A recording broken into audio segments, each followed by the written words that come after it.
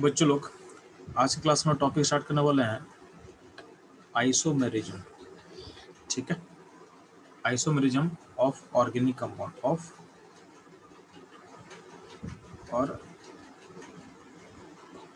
Organic compound. ठीक है,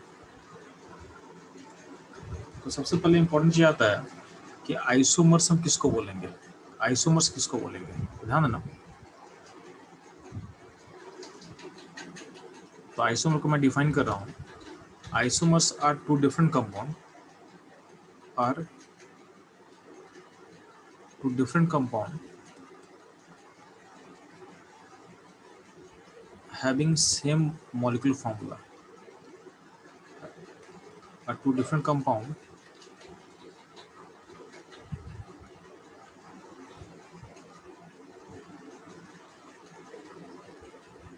having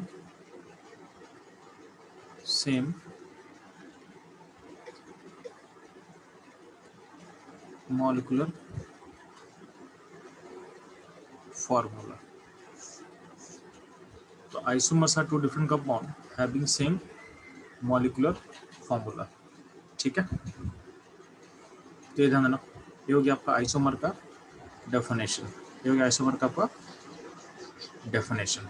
अब ध्यान ना, आइसोमर्स को दो पार्ट में बांटा गया है। आइसोमर को दो पार्ट में बांटा गया है, एक होता है स्ट्रक्चर आइसोमर और एक होता है स्टीरियो आइसोमरिज्म। ठीक है, तो इसको हम दो पार्ट में बांट रहे हैं, structure isomers and stereo isomerism. ठीक है, स्ट्रक्चर आइसोमर्स का मतलब क्या होता है, इसमें आपका मॉलिक्यूलर फॉर्मूला सेम रहेगा। मान लेते हैं कि ए और बी अगर स्ट्रक्चर आइसोमर्स है तो इनका मॉलिक्यूलर फॉर्मूला सेम रहेगा, बट डिफर करेगा। ए and be differ in structure,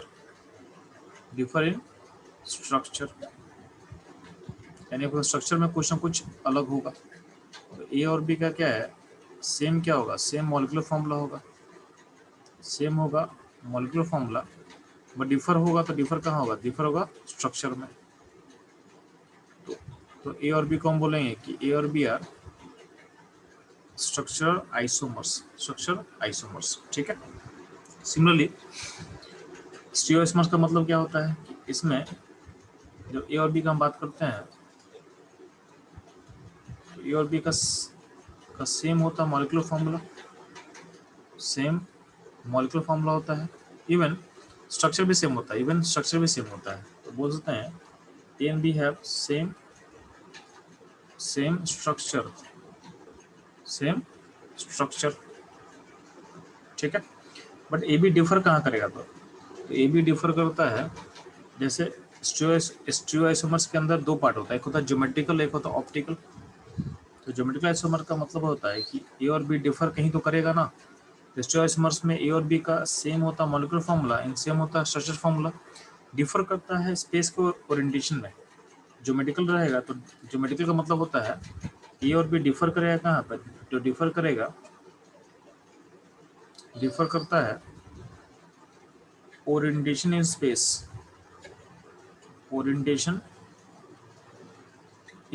यानी स्पेस में जो ओरिएंटेशन होता है उसमें डिफरेंस होता है। ठीक है,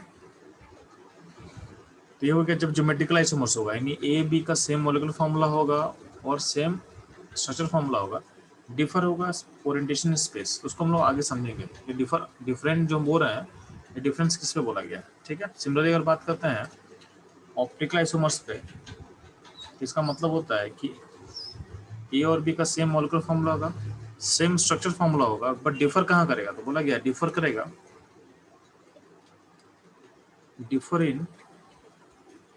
in optical rotation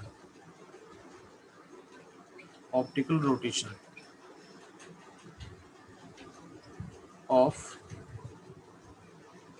PPL light. PPL का फुल फॉर्म होता है प्लेन पोलराइज लाइट। तो ये डिफर होता है आपके ऑप्टिकल रोटेशन।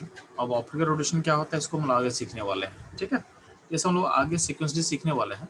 अभी के लिए बस हम सम अप कर दे रहे हैं आपके लिए कि ऑप्टिकल आइसोमर्स किसको बोलते हैं, जो डिफर करता है optical rotation of PPL light. Of PPL मतलब पी मतलब प्लेन, अगला पी मतलब होगा पोलराइज, एल मतलब लाइट। तो पीपीएल को हम यहाँ पे लिख रहे हैं। पीपीएल का फुल फॉर्म क्या होगा? पीपीएल फुल फॉर्म होगा प्लेन पोलराइज्ड लाइट। ये होता है पीपीएल का फुल फॉर्म। ठीक है, अब ध्यान दोगे तो ये रहेगा बेसिक इंट्रोडक्शन कि आखिर आइसोमर्स किसको बोलते हैं। आइसोमर्स को दो पार्ट में क्लासिफाई किए हैं, जो में स्टीरियो एंड स्ट्रक्चर में डिवाइड किया गया। अब स्ट्रक्चर आइसोमर के अंदर फर्दर उसको डिवाइड उसका डिवीजन है, यानी फर्दर उसको उसका सब क्लासिफिकेशन आपके पास है। सिमिलरली स्टीरियो आइसोमर्स को भी फर्दर क्लासिफाई किया गया है। तो स्टीरियो आइसोमर्स के अंदर दो पार्ट था, एक था ज्योमेट्रिकल, एक था ऑप्टिकल। ठीक है, जिसका बेसिक मतलब को समझा दिया। ठीक है, अब चलते हम इसको स्टडी करते हैं डिटेल्स में। तो पहले स्टार्ट करेंगे हम लोग स्ट्रक्चर आइसोमर्स। पहले स्टार्ट करते हैं स्ट्रक्चर आइसोमर्स। स्ट्रक्चर खत्म कर लेंगे तो मूव करेंगे लोग स्टीरियो पे मूव करेंगे। तो मूव करेंगे लोग स्टीरियो पे मूव करने वाले हैं। ठीक है,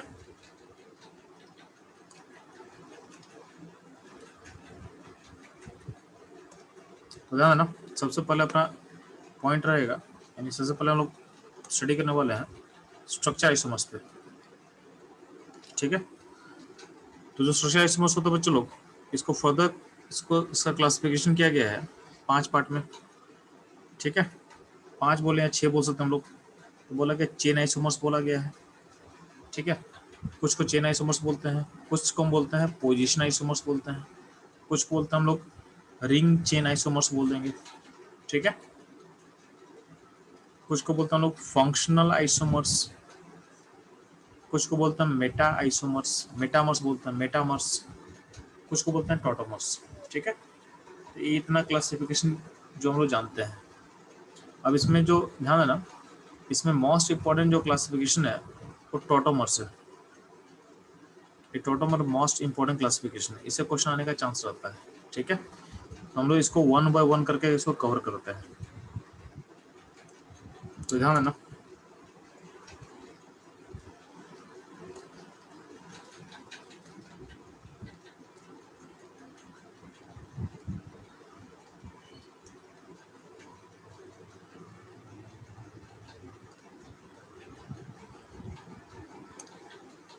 तो हम फोकस करना। तो पहले हम फोकस कर रहे हैं स्ट्रक्चर आइसोमर्स पे। स्ट्रक्चर आइसोमर्स पे तो उसका पहला पार्ट क्या है? Chain isomers. तो हम चेन आइसोमर्स किसको बोलते हैं? तो कुछ कंडीशन बोला गया आपको। तो चेन आइसोमर्स के लिए बोला गया है दो कंपाउंड चेन आइसोमर्स तभी होगा, यानी अगर हम बोले कि a and b are chain isomers, इस तो कब होगा? जब ए एंड बी का सेम मॉलिक्यूलर फॉर्मूला होगा। ठीक है, ए एंड बी में सेम फंक्शनल ग्रुप होना चाहिए, यानी फंक्शनल ग्रुप ए और बी का जो फंक्शनल ग्रुप है वो डिफरेंट नहीं होना चाहिए। तो मॉलिक्यूलर फॉर्मूला सेम होना चाहिए, ए और बी का सेम फंक्शनल ग्रुप होगा। तो डिफर कहाँ करेगा? तो डिफर करेगा इन चेन लेंथ। ठीक है, तो डिफर करता है ए और बी, डिफर कहाँ करेगा? तो बोला गया है चेन के लेंथ में डिफर करेगा, चेन के लेंथ में डिफर करेगा। ठीक है, इसका एग्जाम्पल ध्यान देना। एग्जाम्पल ध्यान दोगे तो मान लेते हैं कि आपके पास एक फॉर्मूला है C5H12। ठीक है, अब इस फॉर्मूला के रिस्पॉन्डिंग आप कितना सारा फिगर बना सकते हो?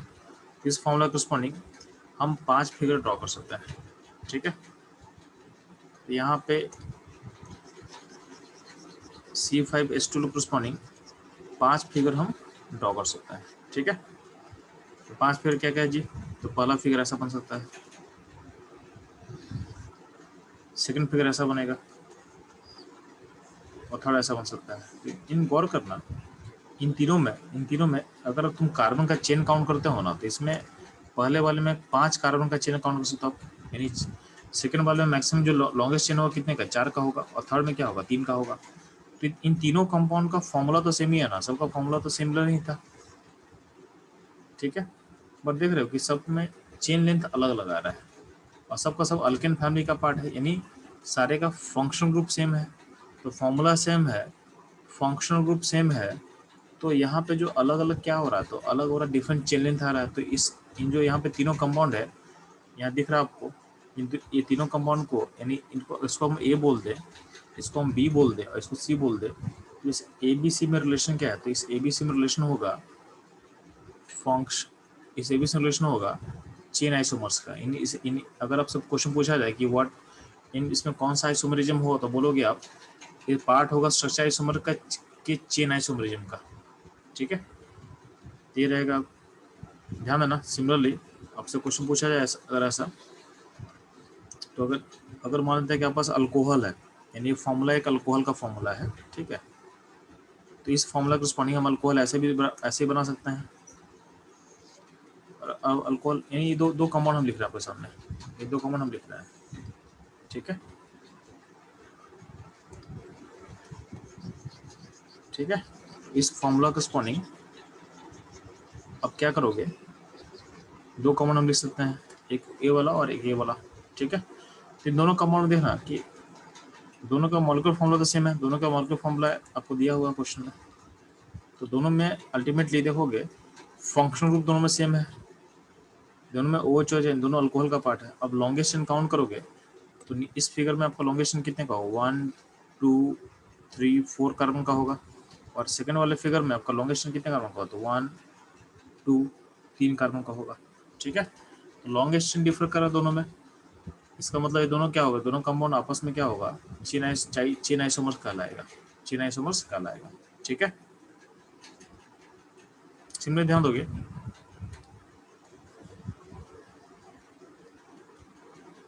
जैसे यहाँ देखोगे तो यहाँ भी ये दो कंपाउंड लिखा होगा, तो दोनों का देखना मॉलिक्यूलर फॉर्म सेम है, दोनों में मॉलिक्यूलर फॉर्मूला सेम है, और दोनों का स्ट्रक्चर, दोनों का जो फंक्शनल ग्रुप है वो भी सेम है। यहाँ भी एसिड है और यहाँ भी क्या है, एसिड है, और दोनों में डिफर कहाँ करते हैं, दोनों डिफर कर अपने चेन लेंथ में। इस बार लेफ्ट वाले में चेन लेंथ कितने का था, एक कार्बन 2 3 4 5 6, तो अपने चेन लेंथ में डिफर कर रहा है, तो अपने चेन लेंथ में डिफर कर रहा है, ठीक है।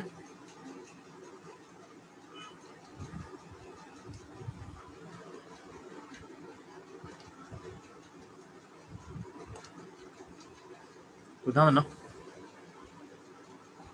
ये हो गया आपका चेन आइसोमर्स। अगला जो आइसोमर्स है स्ट्रक्चर आइसोमर्स के अंदर, उसको बोलता हूँ पोजीशन आइसोमर। तो पोजीशन आइसोमर्स होने के लिए ध्यान देना क्या बोला गया है, तो आपका मॉलिक्यूलर फॉर्मूला सेम होना चाहिए, ठीक है, और प्लस आपका जो फंक्शनल ग्रुप है वो भी सेम होना चाहिए, प्लस आपका जो कार्बन का जो चेन लेंथ है वो भी सेम होना चाहिए। यानी यहाँ पे same molecular formula, same chain length of carbon, same length of carbon chain and same functional group, ये तीनों कंडीशन सेम होना चाहिए। तो डिफर क्या होगा, तो डिफर होगा पोजीशन ऑफ फंक्शनल ग्रुप में। तो डिफरेंस इसमें क्या होता है, तो this isomers are differ in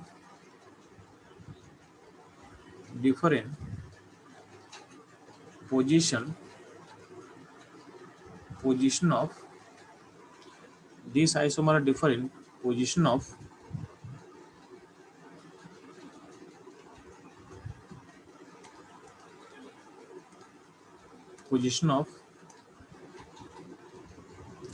functional group, उसके पोजीशन में बस डिफरेंस होगा, ठीक है। एग्जांपल लेते चलते हैं आपके सामने, एग्जांपल ध्यान देना आप,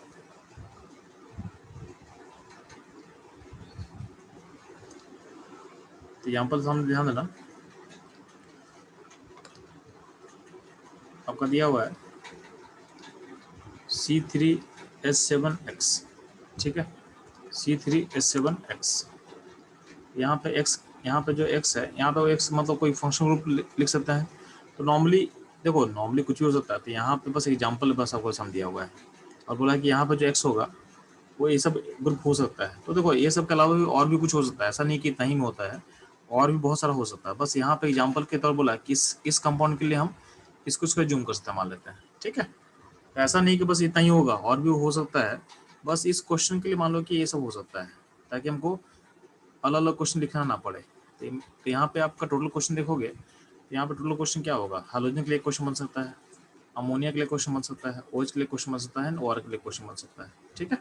तो सारे क्वेश्चन को कंबाइन करके एक क्वेश्चन बना दिए, बताओ ना। तो बोला गया कि इसके पॉसिबिलिटी में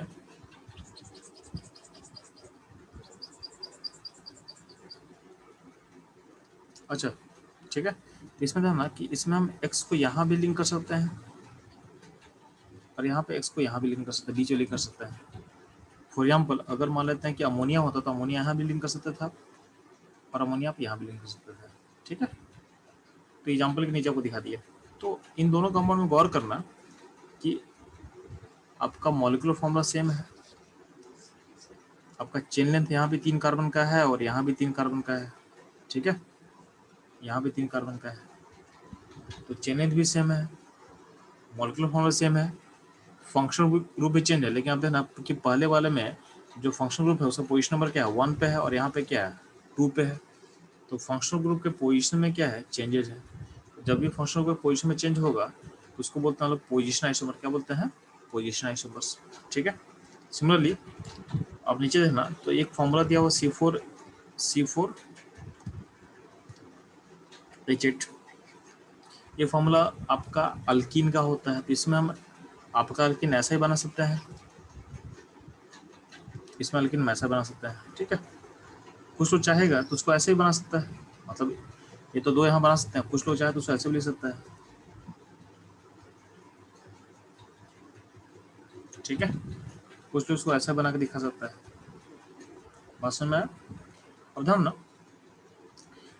अगर कोई बोलेगा इसको अगर हम ए बोल दे, इसको हम ए बोल दे, इसको हम बी बोल दे, इसको सी बोल दे।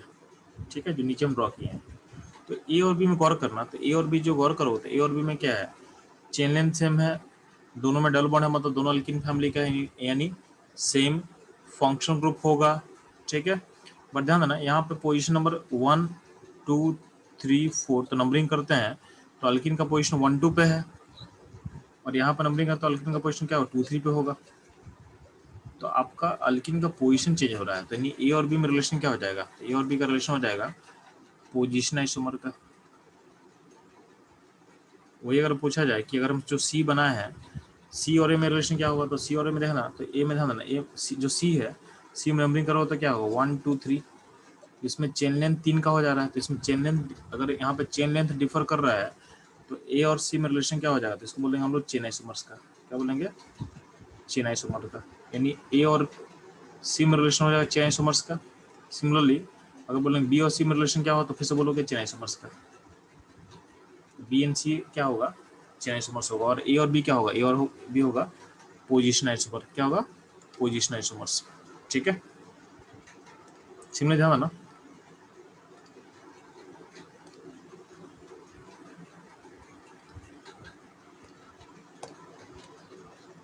यहाँ पे एक फिगर दिया हुआ है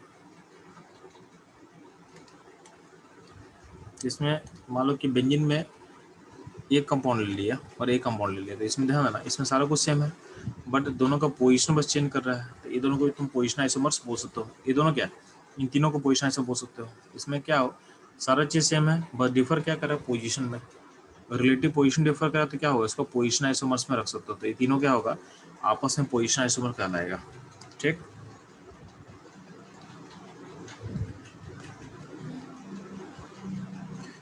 एक चीज गौर करना, कार्बोक्सिलिक एसिड, ठीक है,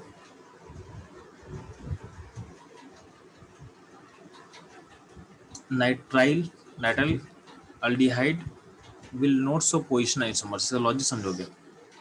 कार्बोक्सिलिक एसिड का मतलब क्या होता है, COH होता है। ठीक है, नाइट्राइल का मतलब क्या होता है जी, नाइट्राइल का मतलब CN होता है। अल्डिहाइड का मतलब क्या होता है, CHO होता है। तो ध्यान देना, जब भी किसी चेन का हम बात करते हैं तो किसी भी चेन में अगर लगा दे, जैसे मान लें कि एसिड के बारे में बात कर रहे हैं, तो एसिड के बारे में बात करें तो मान लेते हैं कि आपके पास ऐसा एग्जाम्पल दे दिए एसिड का, और सेम एग्जाम्पल हम ऐसा कर दिए।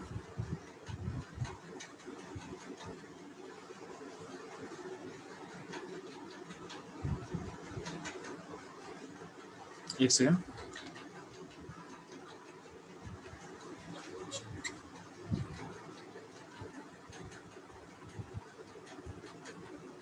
तो यहाँ पे एक सेकंड देखना।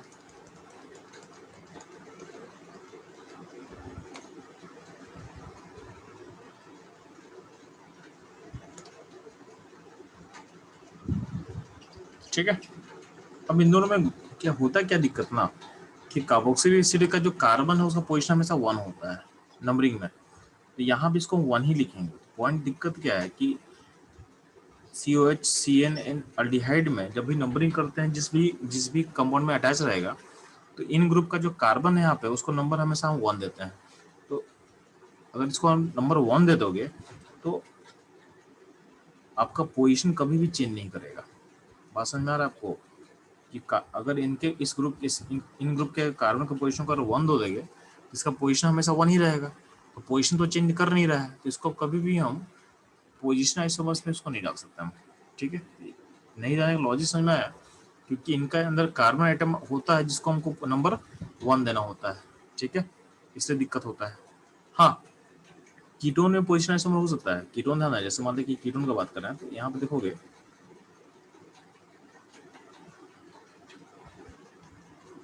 तो अगर पेंटोन 5 कार्बन के कीटोन का हम बात करते हैं,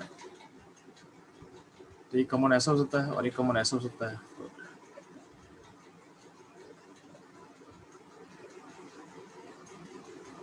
तो इन दोनों में रिलेशन पोजीशन हो सकता है, इन दोनों में रिलेशन, क्योंकि इसमें नंबरिंग आप स्टार्ट करोगे इन से ना, तो नंबरिंग यहाँ से 1 2, तो कीटोन का पोजीशन 2 है, और इसमें देखो तो 1 2 3, इसमें कीटोन का पोजीशन 3rd पे है। तो इन दोनों में क्या पोजीशन चेंज कर रहा है फंक्शनल ग्रुप का, फंक्शनल ग्रुप का पोजीशन चेंज करेगा तो उसको हम पोजीशन ऐसा बोल पाएंगे। But aldehyde nitrile and COH में नहीं बोल पाएंगे, क्यों? क्योंकि इनके कार्बन को हमेशा हम नंबर 1 देते हैं। ठीक है, इससे उसको पोजीशन आइसोमर में काउंट नहीं करेंगे। ठीक है, आपसे मेरा एक क्वेश्चन है, आप बताओगे कि पोजीशन आइसोमर शो करने के लिए अगर आपके पास कीटोन है तो उस कीटोन में कम से कम कितना कार्बन होना चाहिए?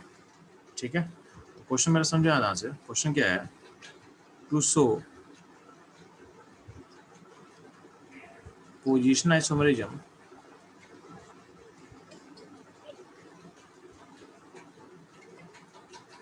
in ketone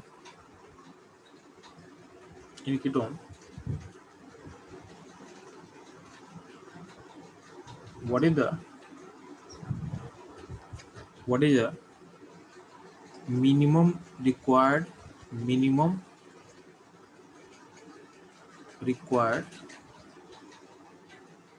number of carbon atom in compound यानी किसी या फॉर्मूला, कंपाउंड से बेटर है फॉर्मूला लिख दो। ठीक है, आप फॉर्मूला बोल सकते हो इन मॉलिक्यूलर फॉर्मूला। ठीक है, अगर आपका कीटोन का मॉलिक्यूलर फॉर्मूला में कम से कम कितना कार्बन होना चाहिए कि कीटोन पोजीशन आइसोमर शो कर पाए। ठीक है,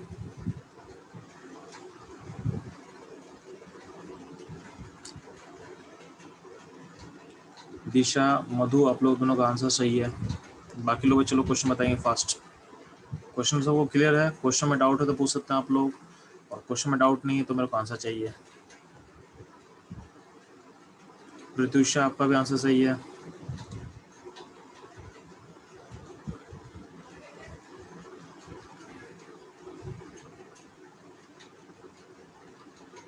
मिनिमम नंबर कितना होना चाहिए कार्बन का कीटोन में ताकि वो पोजीशन शो कर पाए? तो ध्यान देना, इसका आंसर होगा 5, क्योंकि 5 कार्बन से कम का कीटोन तुम लोगे तो पोजीशन शो ही नहीं करे। मान लो कि तुम 4 कार्बन कीटोन लेते हो, तो यहाँ बनाते हो या फिर उसको ऐसा बनाओ तो दोनों सेम ही रहेगा, दोनों में कोई अलग तो है नहीं।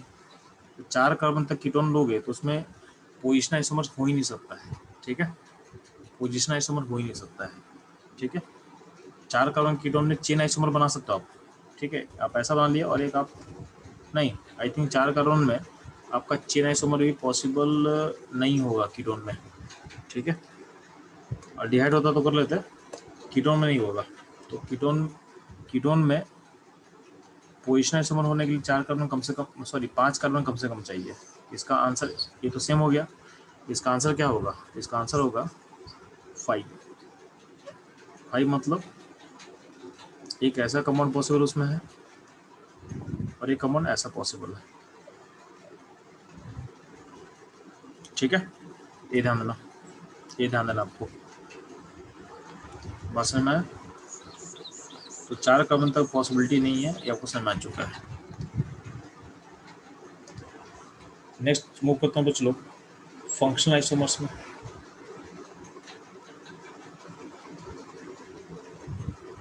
तो जो फंक्शनल आइसोमर होगा, ध्यान देना, फंक्शनल आइसोमर्स होने के लिए कंडीशन क्या बोला गया कि सेम मॉलिक्यूलर फॉर्मूला होना चाहिए और डिफर करेगा कहाँ पे? तो आपका जो कंपाउंड्स होगा डिफर करेगा फंक्शनल ग्रुप में, तो डिफर करेगा आपके फंक्शनल ग्रुप में।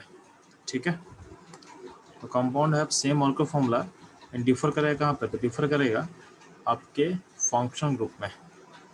ठीक है, जैसे फॉर एग्जाम्पल C3H6O, C3H6O है, इस फॉर्मूला के स्पॉनिंग आपका यहाँ पे देखो अल्डिहाइड बन सकता है और आपका कीटोन भी बन सकता है। ठीक है, तो सेम करस्पॉन्डिंग सेम फॉर्मूला में दोनों बन सकता है। तो ये जो दोनों कंपाउंड बना है, तो इन दोनों में फंक्शनल ग्रुप अलग अलग है, तो दोनों कैसा होगा? तो दोनों होगा आपका फंक्शनल आइसोमर्स। सिमिलरली C2H6O2 में आप एसिड भी ड्रॉ कर सकते हो और आप एस्टर भी ड्रॉ कर सकते हो। तो दोनों में दोनों अलग अलग क्या है? दोनों अलग अलग फंक्शनल ग्रुप वाला कंपाउंड है। ये दोनों कंपाउंड में आपस में रिलेशन क्या होगा? तो दोनों फंक्शनल आइसोमर्स कहलाएगा। सिमिलरली ध्यान देना,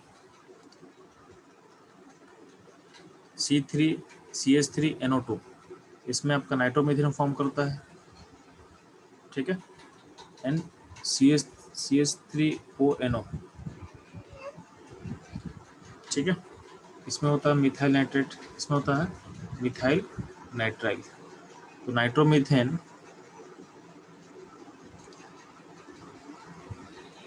ठीक है और मिथाइल नाइट्राइल, तो ये दोनों में देखो अलग अलग कंपाउंड है, अलग अलग फंक्शनल ग्रुप है, तो दोनों के रिलेशन हो जाएगा फंक्शन आइसोमर का। सिमिलरली ध्यान देना, यहाँ भी गौर करो, तो यहाँ पे एक NO है, एक है इस तरह का बन सकता है, इसको बोलते हैं ऑक्सीन। जब भी double bond carbon sir N हो और यहाँ पे OH हो तो इसको बोला गया है ऑक्सीन। क्या बोला गया है? ऑक्सीन। ठीक है, यहाँ पे एक ऑक्सीन है और एक क्या है? एक अमाइड है। ठीक है, तो दोनों का फॉर्मूला सेम ही टाइप का होता है। तो ऑक्सीन, तो यहाँ पे आपको रिलेशन दिख रहा होगा, ध्यान देना, यहाँ पे आपको पेयर दिख रहा होगा कि आपको गौर करने की बात क्या है कि अल्डिहाइड कीटोन का मॉलिक्यूलर फॉर्मूला सेम होता है, ईस्टर एसिड का मॉलिक्यूलर फॉर्मूला सेम होता है। ठीक है, सेम फॉर्मूला से हम लोग ऑक्सीम और नाइट्रो बना सकते हैं, नाइट्रल। सेम फॉर्मूला से हम लोग नाइट्रो एंड ओ नाइट्रो बना सकते हैं। ये नाइट्राइल नहीं है, ये कुछ और है, यहाँ पे गलत लिखा हुआ है, इसको मिथाइल नाइट्राइल नहीं बोलेंगे। ठीक है, ये ध्यान देना, इसको यहाँ पे मिथाइल नाइट्राइल नहीं बोलेंगे। मिथाइल नाइट्राइल का मतलब ये हो जाएगा, मिथाइल नाइट्राइल का मतलब हो जाएगा, उसको मैं बता दूंगा कि यहाँ पे क्या लिखते हैं हम लोग। ठीक है, सिमिलर ध्यान देना,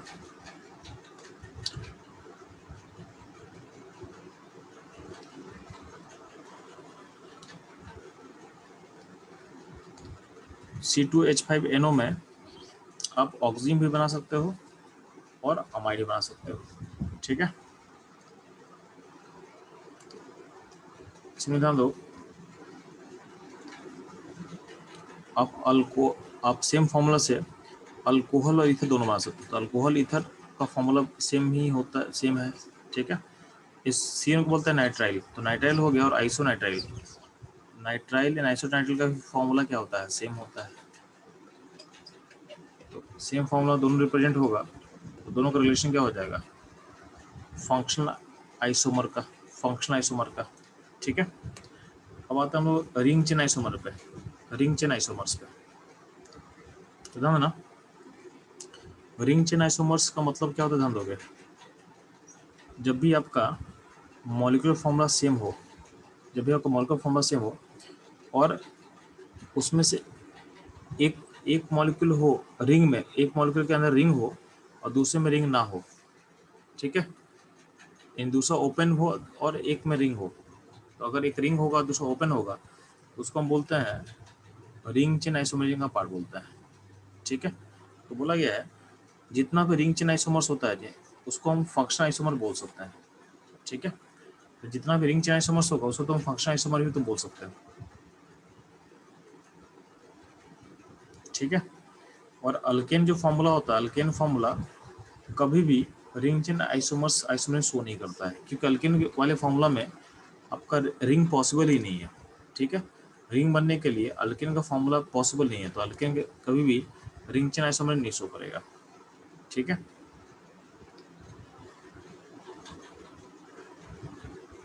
वो यहाँ ध्यान दोगे। जैसे C4H8 है तो इसमें आप फिगर ऐसा ही बना सकते हो, आप फिगर ऐसा ही बना सकते हो। ठीक है, तो अब ध्यान देना, और एक फिगर इसमें क्या बन सकता है, इसमें फिगर ऐसा ही बन सकता है, और एक फिगर ऐसा ही बन सकता है। तो ध्यान दोगे आप कि ये ओपन चेन है, ऊपर जो हम अभी फिगर ड्रॉ किए ओपन चेन है, और ये भी ओपन चेन है, तो ये ओपन चेन और यहाँ पर रिंग है। तो इस ओपन चेन के रिस्पेक्ट में मतलब अगर बोलेंगे इसको, अगर हम ए बोल दें, इसको हम ए बोल दें और इसको हम बी बोल दें, तो इस ए बी में चेन, ठीक है, इस ए बी में रिलेशन क्या हो जाएगा, ए बी सी और यहाँ पर डी कर दें, तो देखोगे ए और डी का रिलेशन है, ए और डी का रिलेशन है पोजिशन आइसोमर का, ए और बी हो जाएगा रिंग चेन, ए और सी हो जाएगा रिंग चेन।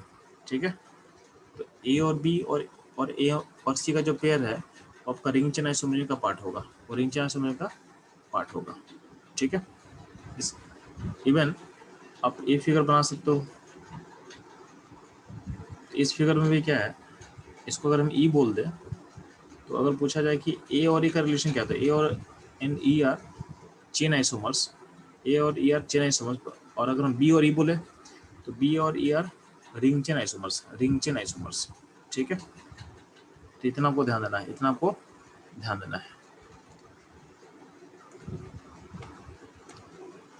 इसके अलावा देखोगे तो यहाँ पे सेम फॉर्मूला के स्पॉनिंग आपका एक साइक्लिक ईथर है और एक अल्कोहल है, इन दोनों को बोल सकता हूँ लोग रिंग चेन आइसोमेरिज्म का पार्ट बोल सकते हैं, इन दोनों को भी हम रिंग चेन आइसोमेरिज्म का हम पार्ट बोल सकते हैं। ठीक, नेक्स्ट रहेगा मेटामरिज्म। ध्यान देना, मेटामर्स को शो करने के लिए यानी मेटामरिज्म को शो करने के लिए यानी मेटामर्स आइसोमर को शो करने के लिए कंडीशन क्या बोला है कि आपके पास सेम मॉलिक्यूल में सेम मॉलिक्यूलर फॉर्मूला तो होगा।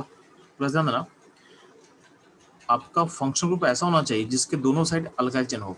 ठीक है, यानी आपका कार्बन का चेन जो है आपका जो कार्बन का चेन कॉन्टिन्यूस नहीं होना चाहिए, यानी आपका फंक्शन ग्रुप जो है अगर फंक्शन ग्रुप रहेगा तो उसके दोनों साइड कार्बन का चेन होना चाहिए, इधर भी कार्बन का चेन होना चाहिए और इधर भी कार्बन का चेन होना चाहिए। अगर ऐसा रहेगा तभी मेटामर शो कर सकता है, यानी बीच में ब्रेकेज होना चाहिए, बीच में फंक्शन ग्रुप आना चाहिए और उसके दोनों साइड क्या होना चाहिए, कार्बन का चेन होना चाहिए। फॉर एग्जाम्पल ईथर में पॉसिबल, ईथर में दोनों कार्बन चेन होता है, थायो ईथर में भी हो सकता है, कीटोन ईस्टर अमाइड, प्राइमरी नहीं सेकेंडरी अमाइड्स, सेकेंडरी अमीन। ठीक है, टर्सरी अमीन भी पॉसिबल है, और ये होता है आपका क्या, एनहाइड्राइड, और यहाँ पे टर्सरी अमाइड ही पॉसिबल है।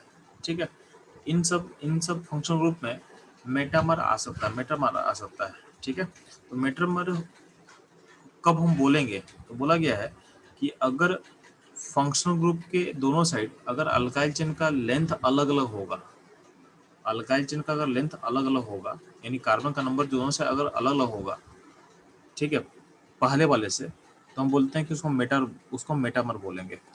ठीक है, मेटामर्स आने का रीजन क्या बोला गया, तो it arises due to different distribution of carbon atom around the polyvalent function group, यानी फंक्शन ग्रुप के दोनों साइड में अलग अलग नंबर ऑफ कार्बन एटम होगा, उसके कारण एक आइसोमेरिज्म अराइज करता है।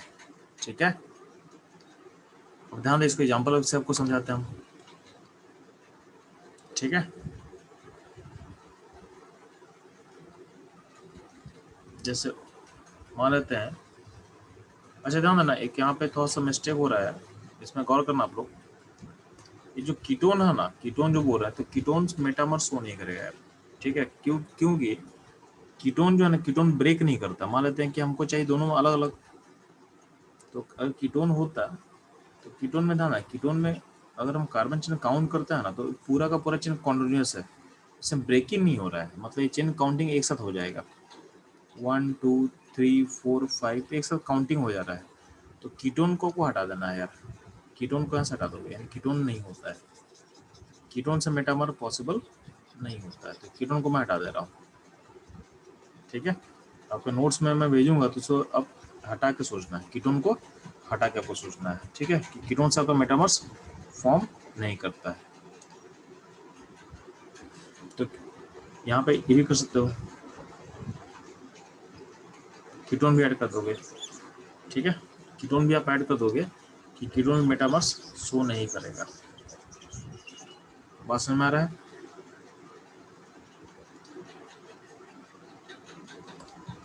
ठीक है, अब ध्यान ना, कब कब मेटामर्स शो नहीं करता, तो बोला गया है कि कुछ फंक्शनल ग्रुप जो होता है, primary amine, acid, aldehyde, ketones, ये सब क्या होता है, मेटामर्स शो नहीं करेगा, क्योंकि इसके साइड एक ही साइड कार्बन चेन है ना, दोनों साइड कार्बन चेन तो है नहीं, तो सिंगल साइड कार्बन चेन से नहीं चलेगा, ठीक है? तो ये सब मेटामर्स शो नहीं करेगा, मेटामर्स शो नहीं करता है।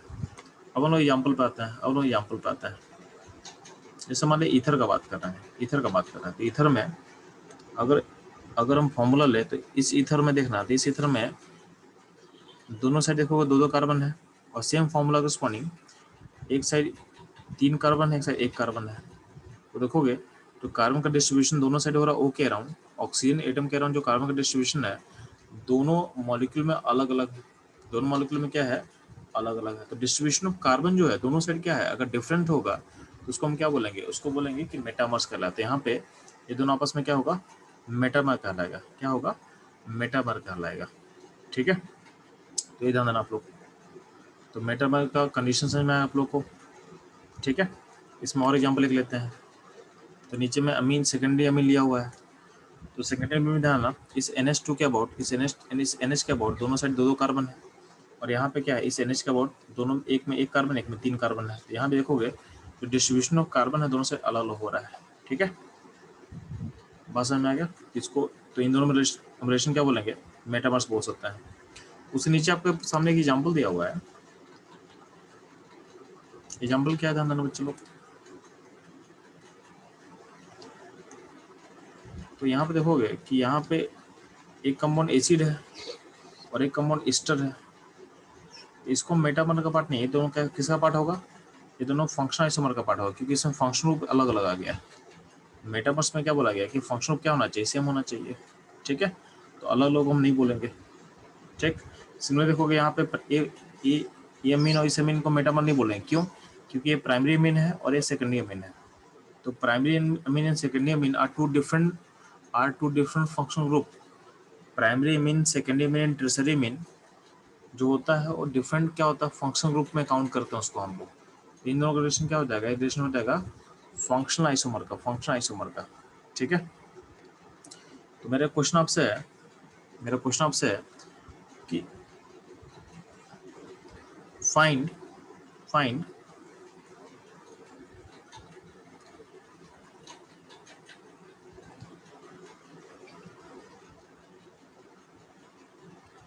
व्हाट इज द मिनिमम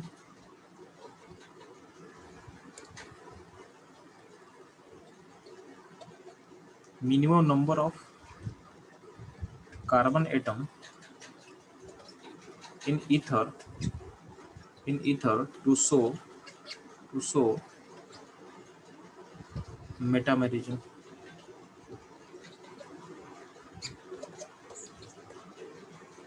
आपके ईथर में कितना कार्बन होना चाहिए कम से कम, ताकि वो मेटामेरिज्म शो करे, ठीक है? जल्दी से फास्ट आंसर देंगे बच्चे लोग।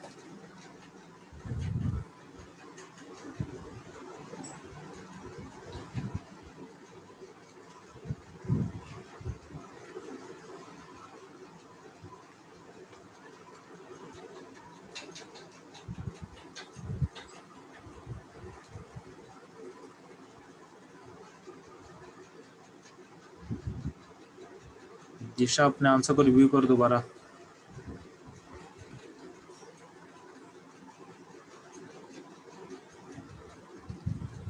लक्ष्मी अपने आंसर को रिव्यू करो दोबारा। कृष्णप्रिया अपने आंसर को दोबारा रिव्यू करेंगे आप। बाकी मधु, आदित्यांशु, दोनों आप दोनों का आंसर सही है।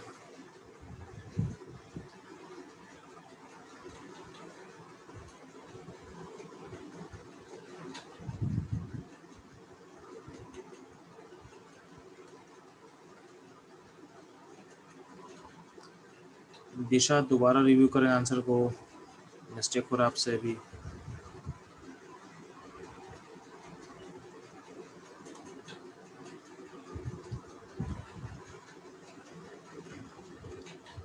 इसका आंसर जो होगा ना, इसका आंसर होगा 4। 4 में क्या है, हम ऐसा पॉसिबिलिटी सोच सकते हैं, ऊपर दिया भी होता, ऊपर दिया भी होता आपके सामने एग्जांपल अभी, और इसमें ऐसा भी हो सकता है। तो 4 कार्बन में मेटामर शो कर सकते हैं ईथर में, 3 कार्बन पॉसिबल नहीं है। अगर 3 कार्बन होगा तो पॉसिबल नहीं है, ठीक है। तो 4 कार्बन में मेटामर्स जो होगा शो कर सकता है। तो मिनिमम नंबर, मिनिमम जो कार्बन एटम होना चाहिए वो 4 होना चाहिए, ठीक है। 3 में नहीं पॉसिबल है, 5 में होगा, लेकिन 5 में आप एक्स्ट्रा ले रहे हो, 5 में आप एक्स्ट्रा ले रहे हो, ठीक है। ये ध्यान रखना, ठीक है। आपसे एक और क्वेश्चन मेरा रहेगा, ध्यान देना। जैसे मान लेते हैं 5 कार्बन का ईथर हम ड्रॉ करते हैं, तो 5 कार्बन का ईथर में पॉसिबिलिटी मैं दे देता हूँ। एक पॉसिबिलिटी ऐसा होता है 5 कार्बन में, एक पॉसिबिलिटी मेरे लिए ऐसा हो सकता है, ठीक है।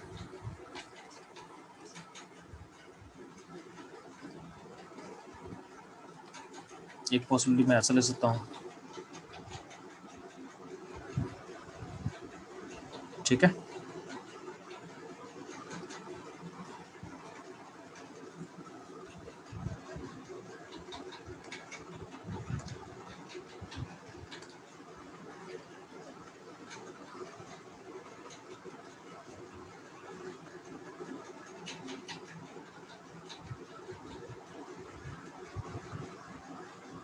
एक पॉसिबिलिटी मैं ऐसा ले सकता हूँ,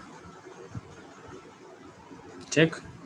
आपको मेरे को आंसर क्या करना है, इस कंपाउंड को मैं ए बोल दूँ, इसको मैं बी बोल दूँ, इसको मैं सी बोल दूँ, इसको मैं डी बोल दूँ, ठीक है। एक सेकंड और ध्यान देना।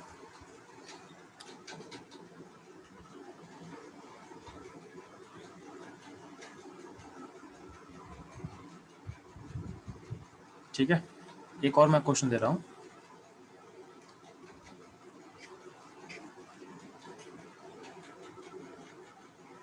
ठीक है। अच्छा ठीक है, छोड़ दे, हो चुका है।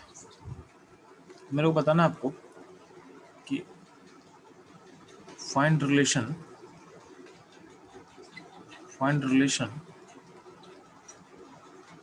बिटवीन, तो आपको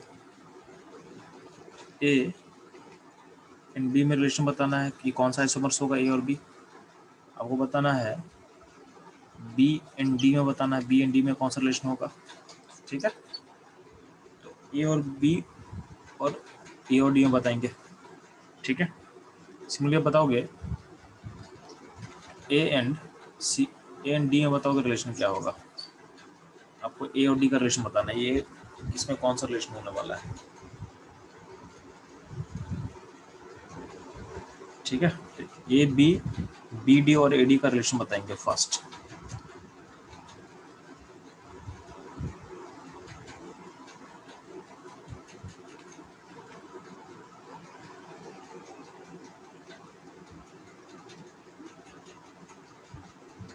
अगर मेटा देखो, अगर मेटामर सबको दिख रहा है तो मेटामर टिक करेंगे। कभी कभी वो मिसलीड होगा ए और बी में, कि ए और बी में आपको लग रहा होगा चेन आइसोमर्स की तरह दिख रहा होगा, लेकिन हम बोल रहे हैं कि ए और बी में मेटा आइसोमर तो हम बोल सकते हैं ना, दोनों अबाउट कार्बन अलग अलग है।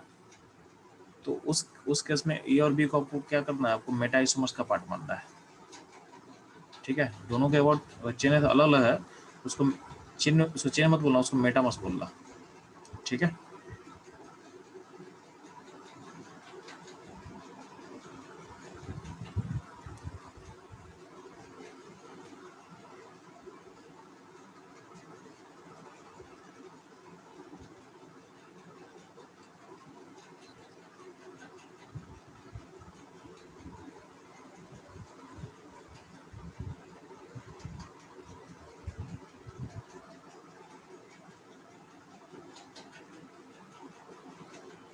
ठीक है, और ना इसको अगर हम इसको लिंक करते हैं तो पहला क्वेश्चन ए और बी का क्या होगा आंसर जी? ए और बी का आंसर जो देखते हैं हम लोग, ए और बी मेटामर्स का लाएगा।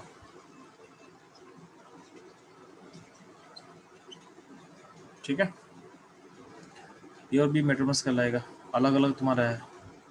सिमिलरली अगर हम बात करते हैं बी और डी का, तो बी और डी में ध्यान देना, बी और डी में और गौर करोगे आप लोग ना, ये पार्ट दोनों में कॉमन है, ये पार्ट दोनों में कॉमन है। दोनों में कॉमन बोलने का मतलब ऊपर में भी है यहाँ पे और नीचे में भी है। तो अब गौर करना, तो ऊपर दोनों कॉमन, तो लेफ्ट में जो चेन है इसमें भी 3 कार्बन का है, ठीक है, और ये नीचे भी 3 कार्बन का है। तो नंबरिंग करेंगे इसको, अगर हम नंबरिंग करते हैं तो 1 2 3 करेंगे हम लोग, और यहाँ में नंबरिंग क्या होगा 1 2 3 होगा।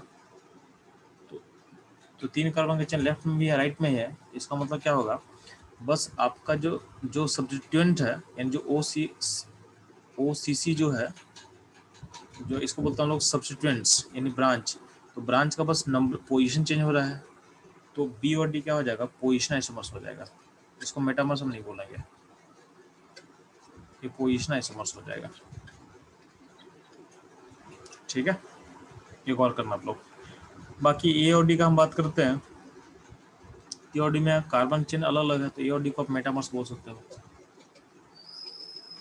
ए और डी को आप मेटामर्स बोल सकते हो। ठीक है, इसमें कहीं डाउट है तो बताओ बच्चा। मधु, ए और डी फंक्शन कैसे बोल रहे हैं आप, फंक्शन क्यों बोल रहे हैं डी को? ईथर दोनों नहीं सर नहीं, ईथर दोनों में तो कैसे फंक्शन हो जाएगा? नहीं सर नहीं सर। तो ठीक है, आप लोग को यहाँ तक कोई दिक्कत है आप लोग को मेटामर्स में?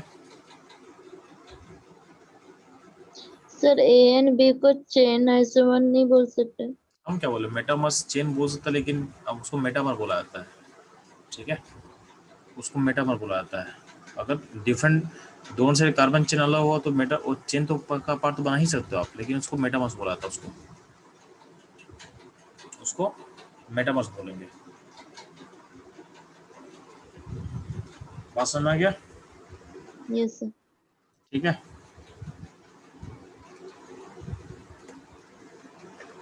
तो इसके साथ अपना खत्म होता है। 5 आइसोमर्स लोग पढ़ लिए, स्ट्रक्चर आइसोमर्स का 5 पार्ट पढ़ चुके हैं। क्या क्या पढ़ लिए बच्चे लोग? चेन आइसोमर्स पढ़ चुके हैं, और क्या पढ़ लिए हम लोग? पोजीशन पढ़ लिए, फंक्शनल पढ़ लिए, रिंग चेन पढ़ चुके हैं, और मेटामर्स पढ़ लिए। ठीक है, इसके बाद हम लोग को सीखना है टॉटोमर्स पढ़ना बाकी है। टॉटोमर्स पढ़ना बाकी है। अब जो टॉटोमर्स है वो इम्पोर्टेंट आइसोमर, उसको हम इम्पोर्टेंट बोल चुके हैं। ठीक है, टॉटोमर्स को हम अलग से पढ़ने वाले हैं, समझ में आया? तो चलते हम लोग टॉटोमर्स स्टार्ट करेंगे हम लोग इसके बाद। तो ये तो ब्रीफ समझ में आ गया ये सारा चीज़। टॉटोमर्स में हम लोग थोड़ा टाइम देकर पढ़ेंगे टॉटोमर्स को। ठीक है।